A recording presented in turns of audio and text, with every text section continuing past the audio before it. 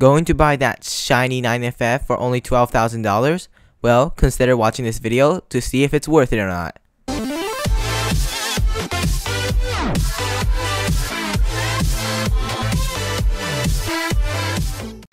So hey guys, it's HJL Gaming here, and today we are talking about if 9FF GT9 VMAX is really worth it. Now, this car costs 12,000 tokens, and you get 15,000 tokens by paying $99. So this car is like about $80, and if you want to get it with money, you only have to pay like $100. So let's see if it's worth, keep getting tokens and saving them, or really worth it to, buy money and stuff. So let's start. So the problem is that I don't have 9FF on this video.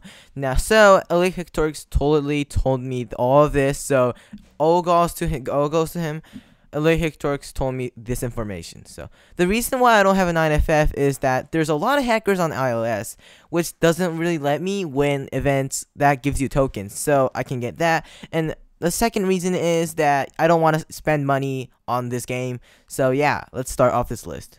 So what you're seeing is a Koenigsegg one and a VMAX stats list. So Koenigsegg told me this, so it's all goes to him. So yeah, so K1 and VMAX has like the very similar stats. The only difference is a slightly better handling and the nitro duration.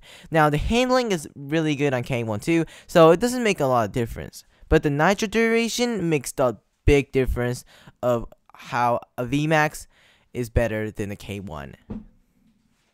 So is it really worth it? For that just a little better nitro duration, is it really worth it to spend all that token on 9FF? Now, for me, no, it's not really worth it. Because, well, you can buy more, like, definitely more better cars, like, on different, classes, better cars, like, with tokens. I think Koenigsegg 1 is enough. If you're gonna spend that, you should get some cards or get a new car. And I definitely recommend getting a new car. So, yeah, so it's not very worth it.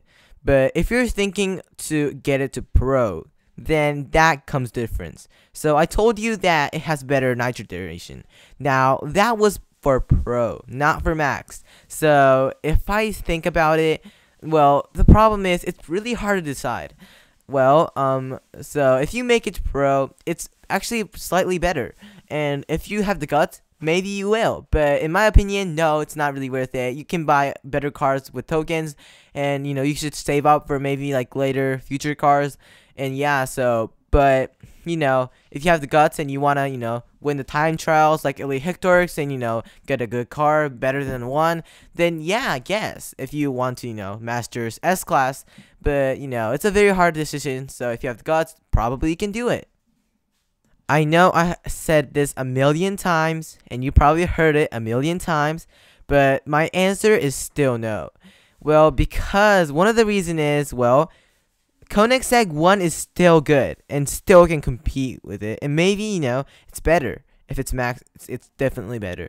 And the other reason is, there will be more updates. More updates means more cars, even on S-Class. So there might be a better car that's not in tokens and that's cheaper. So I would say no, this car isn't that worth it. There's way more cars, maybe non-token cars are gonna be there, and I don't think wasting $99 on this car is worth it. Like, Koenigsegg 1 can compete with this. You can get that just by racing, but you need tokens. So I would just say no, this car is not worth it. So yeah, it's a very short episode, or it's only like 4 minutes, but it was pretty boring but yeah, so thank you guys for watching, and have a good day. Bye.